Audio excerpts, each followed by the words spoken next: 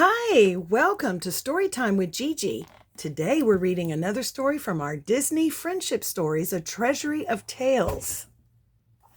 Our story today comes from Robin Hood. Love conquers all.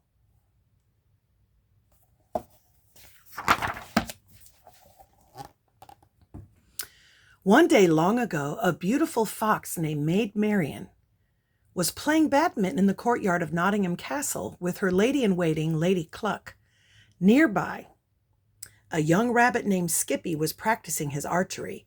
When one of the arrows flew into the courtyard, he went to retrieve it and bumped into Maid Marian. His friends soon followed him. They hadn't seen Maid Marian up close before. "Gee, you're very beautiful," a small bunny named Tagalong said to her. "Are you going to marry Robin Hood?" another rabbit asked. "Mama says you and Robin Hood are sweethearts," Tagalong piped up. "Well, that was several years ago before I left for London," Maid Marian replied. Then she showed the children the tree in which Robin Hood had carved their initials.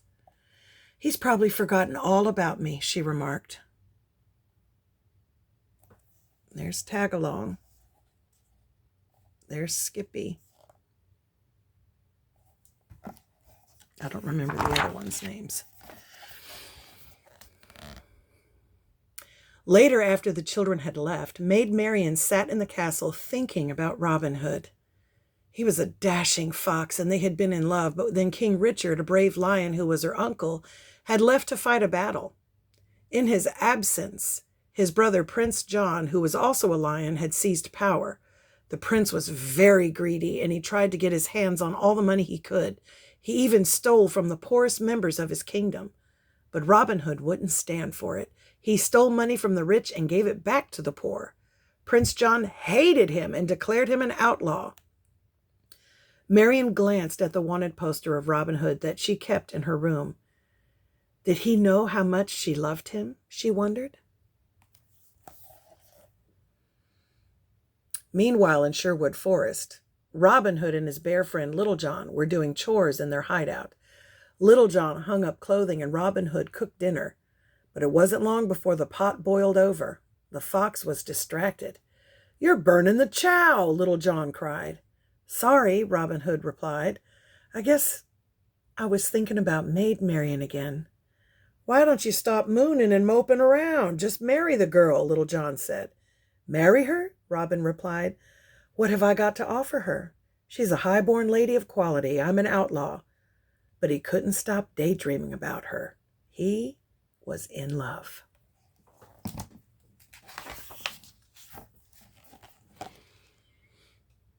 A while later, a badger named Friar Tuck arrived. He told Robin and Little John about an archery tournament that the prince was holding the next day. Robin knew he could win the contest, but he didn't want to risk getting arrested. But then Friar Tuck told him that what the prize was, a kiss from Maid Marian. Robin Hood made a decision instantly. He would go to the tournament and win it, along with Maid Marian's heart. And somehow he would do it without getting arrested. The next day, Robin Hood and Little John disguised themselves and went to the tournament. Robin Hood was dressed as a stork, and Little John wore a duke's costume. He walked right up to the sheriff of Nottingham and said hello. When the sheriff didn't recognize him, Robin Hood knew his plan would work. Meanwhile, Maid Marian and Lady Cluck had arrived at the tournament. The beautiful fox had a feeling that she'd see Robin Hood. "Oh, Clucky, I'm so excited," Maid Marian said. "But how will I recognize him?" "Oh, he'll let you know somehow," Lady Cluck replied. "That young rogue of yours is full of surprises." They made their way over to the royal box where Maid Marian would watch the tournament.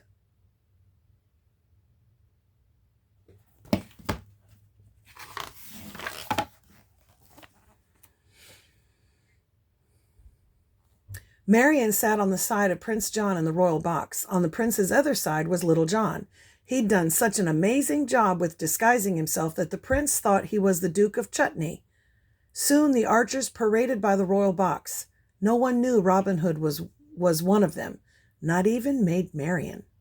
The outlaw went up to her and handed her a flower. "It's a great honor to be shooting for the favor of a lovely lady like yourself," Robin Hood told her. Then he winked at her. "I hope I win the kiss." Maid Marian realized who the stork really was. "I wish you luck," she said, "with all my heart."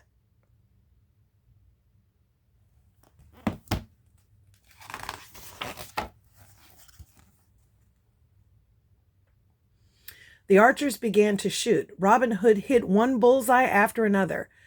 A few rounds later, only two contestants were left, the sheriff and Robin Hood. The target was moved back an extra 30 paces. The sheriff hit the target. Then, as Robin was taking aim, the sheriff knocked into him with his bow to try to sabotage the contest. The arrow traveled upward, but quick as a wink, Robin shot another arrow at the first one, which sent it down toward the target, straight into the bullseye. It was so accurate that it even split the sheriff's arrow in two. Robin Hood had won the contest.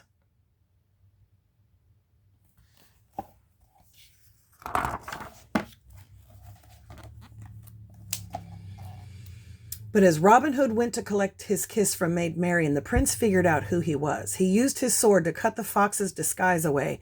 "Seize him!" Prince John ordered his men. "I sentence you to instant and even immediate death."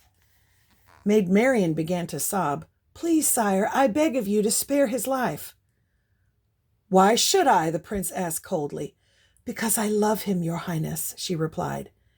"Marian loves me," the fox thought. "I've won her heart." "My darling, I love you more than life itself," Robin Hood declared. The beautiful fox was elated. Now she knew how he really felt, but Prince John didn't care. He decided Robin Hood should die. Luckily, Little John was standing by. He held a dagger to the prince's back, convincing the ruler to free Robin Hood.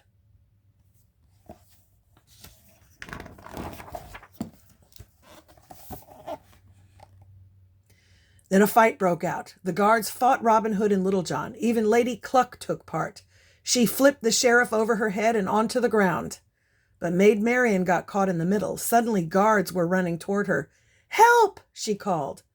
Robin Hood leaped up and grabbed onto a rope, swinging across the field to rescue his lady love. He swooped her up and they swung toward the royal box, where he asked Marian for her hand in marriage. She accepted as he fought more guards. Finally, they were able to escape, along with Little John and Lady Cluck. They all went back to Sherwood Forest, where they met Friar Tuck and the rest of Robin's band of merry men and celebrated with some dancing.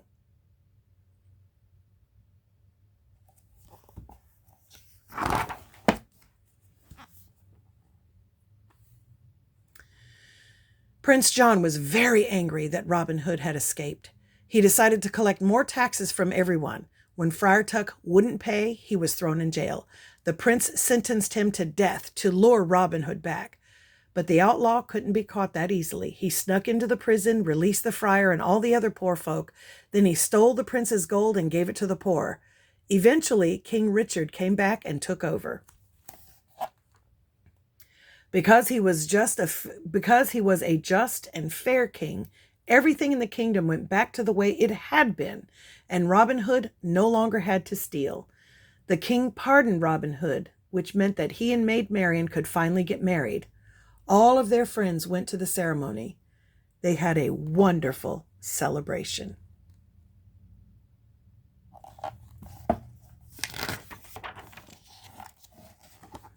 Marian and Robin couldn't have been happier. At long last, they were together forever.